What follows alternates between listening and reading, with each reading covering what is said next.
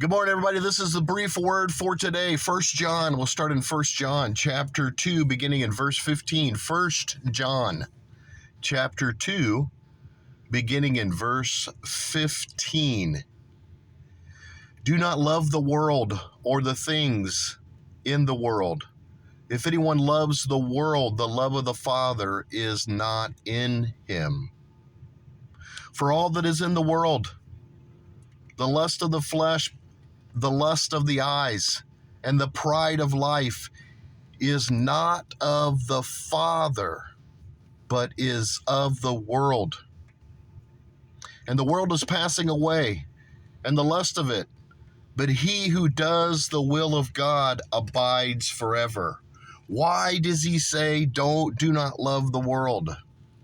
Because of the lust of the flesh, the lust of the eyes, and the pride of life is not of the Father, but is of the world. And the world is passing away. To hold more to that which is temporary than that which is eternal proves that the love of God is not in you, is not in me. Let's go back to Luke chapter 6. Luke chapter 6. We go to Luke chapter 6. Check it out here. It says, this is what the world does. This is why we don't love the world. Don't be surprised the way the world treats you. Don't fall apart because of all your commitment to them. Like the nation of Israel to Pharaoh, why are you treating us like this? We spent all these years and most of our life and all of our lives committed to you, and you're treating us this way? There's still the world. You have forgotten your commitment to more of the world than your commitment to God. And so now you're offended at Pharaoh.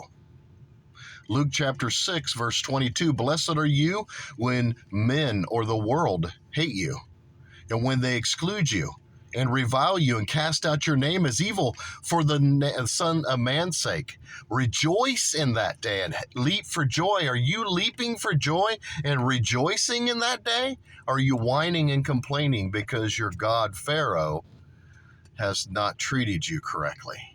Remember, all of that time, all of your commitment, all of the energy, all the effort that you have made has been to Pharaoh, not to God. You've done it for different reasons.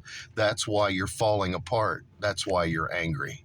Start doing the things in this world for the God who created it, not the God of it, but the God who created it. Remember, the Bible says that the devil is the God of this world, but there is still a God who created it all, in control of it all.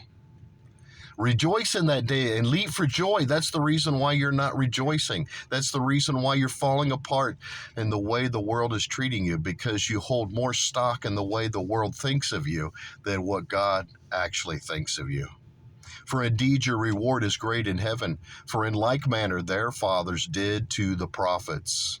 And he says, woe to you when all men speak well of you. All men, meaning the world, speak well of you. I did all these things. They should be happier. They should be more honorable to me. That's the world. You're expecting the world to do something only God and the Spirit of God through people that actually have the Spirit of God can do. You're expecting the world to do it, but the world can't. Woe to you when all men speak well of you, for so did their fathers to the false prophets. Don't be surprised.